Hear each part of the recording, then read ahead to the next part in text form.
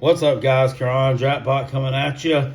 It's Wednesday evening, and it's time to pick against the spread for the Friday games for college football, September the 3rd. We got a few of them on tap here. Let's get into it. North Carolina goes on the road, takes on Virginia Tech in Lane Stadium. Should have a packed house on a Friday night game here. We see UNC laying 5.5 on the highway in Blacksburg. This team returns 18 starters from an 8-4 Orange Bowl team from 2020. They had a couple of disappointing losses in there. They do return Sam Howell, a Heisman Trophy candidate, at quarterback. They have a very good defensive back core.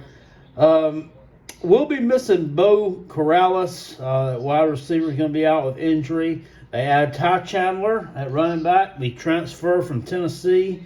So I think the UNC will be fine on the offensive side of the football. I don't know how big of a factor this home crowd is going to be. Got to remember, some of the young freshmen that played last year for North Carolina didn't play in front of crowds at all.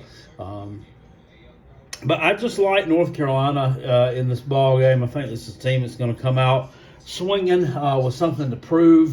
Virginia Tech, really not a lot to impress me here. In fact, I don't think that line's quite large enough there, despite the fact that they do have the home field advantage here. I want to take North Carolina in this one to cover against Virginia Tech and start the season out 1-0.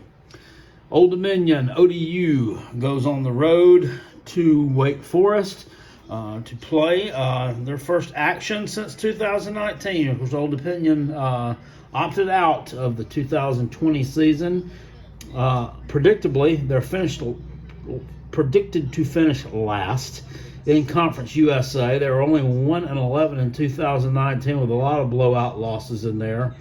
But they did actually cover the games against the two Power 5 teams that they played, which were Virginia Tech and Virginia in back-to-back games there. They add Daryl Mack at quarterback, the former UCF quarterback who was there that kind of took over for Mackenzie Milton when he got hurt. He eventually ended up losing the starting job to Dylan Gabriel. So he's going to be calling the signals there at Old Dominion. Wake Forest is a team that returns 20 starters. Sam Hartman at quarterback, Christian Beal-Smith at running back. Both of those are very good players that have been there for a while. This is a team that went to the Duke's Mayonnaise Bowl last year and lost to Wisconsin. If you'll remember that game, Sam Hartman had a pretty poor showing in that one. And I think they look to rebound here, and I can't go any other way than to lay the points with Wake Forest here.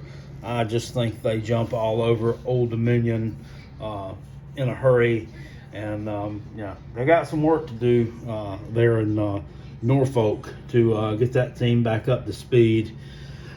Charlotte and Duke. This game is actually in Charlotte at the Jerry Richardson Stadium there on the campus of Charlotte. Duke's returning 12 starters off of a 2-9 team, easily the worst Duke team that David Cutcliffe has produced in his time there. Last 4 games of the season, they gave up over 50 points a game and lost all of them to North Carolina, Georgia Tech, Miami, and Florida State. However,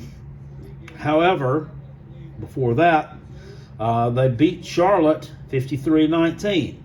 Now, Charlotte is a team last year that finished up 2-4, though, but they had some COVID issues. At Charlotte. You saw some cancellations there. You saw some games that had to be postponed, some that were never made up. So, maybe this short line is just kind of puzzling to me. I still just don't. I cannot see an ACC team, even though they're going on the road and it's an in-state matchup, in the opening game of the season. I just can't see them catching points or laying points laying only 6.5 points. Let me get it out here against a team that just wasn't very good last year, COVID or no COVID.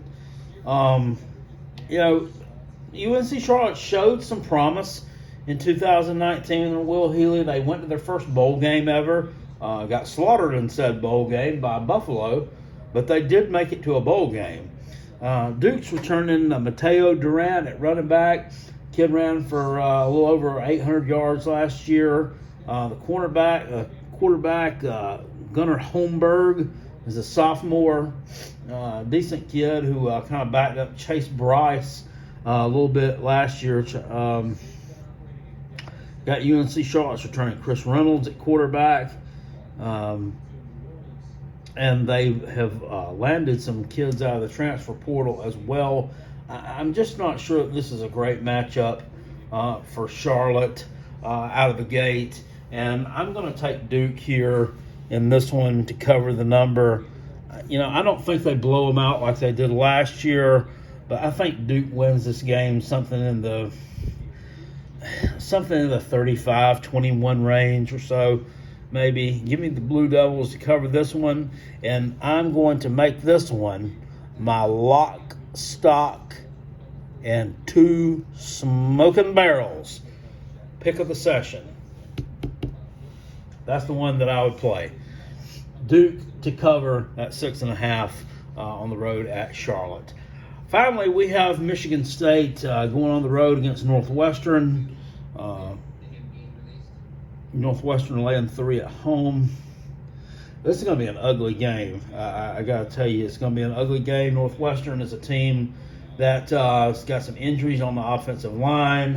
They just named Hunter Johnson starting quarterback. Hunter Johnson really hasn't seen any significant action since like 2017, has he? I mean, this is a kid that transferred from Clemson when he found out that he was not going to be able to compete with Trevor Lawrence for a starting job. Went to Northwestern, never really started. Northwestern took the Indiana transfer, Peyton Ramsey, and he ended up starting there at quarterback for them. So Hunter really never has anything there. He actually beat out former South Carolina Gamecock Ryan Helinski for that starting job, which was kind of interesting. 2 Palmetto State rivals battling it out on the practice field in Evanston, Illinois over the summer for the starting job.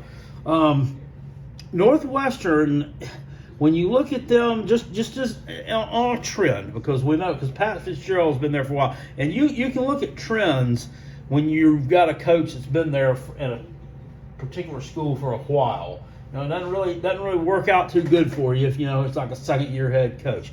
But he's been there for a hot minute, and Pat Fitzgerald's team, he actually has a losing record as a favorite. Now, he has a losing record as a favorite, but they have a winning record. They've done very well as an underdog. That, with some injuries there, the uncertainty at the quarterback position, I'm just not sure about. Michigan State's going to muddy the game up. They're going to make it ugly. I would probably play the under on this game, on the point total. I don't have it right here in front of me, but I think these teams probably would struggle to get over that number. And I like Michigan State here in this spot. I think Michigan State is a team that plays better as an underdog. They're similar to Northwestern. They play better as an underdog.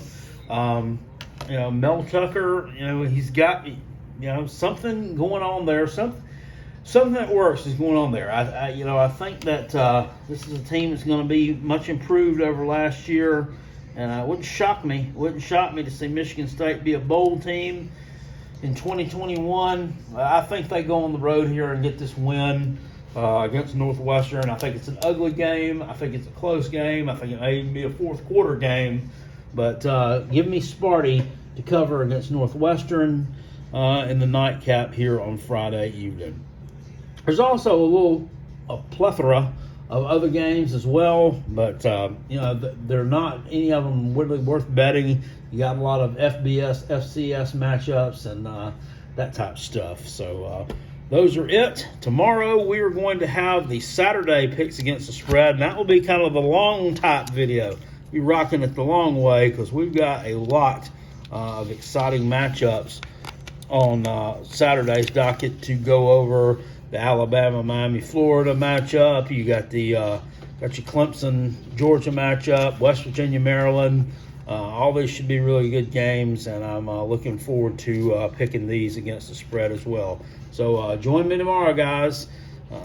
Also join in our Callaway's College Football Pick'em Challenge contest. Links in the description box below. It's almost time for the money to be in for that. You got about, I don't know, you got about a couple of days left before that gets started up. I'll see y'all later. I appreciate you watching. Peace, and I'm out. Go Gamecocks.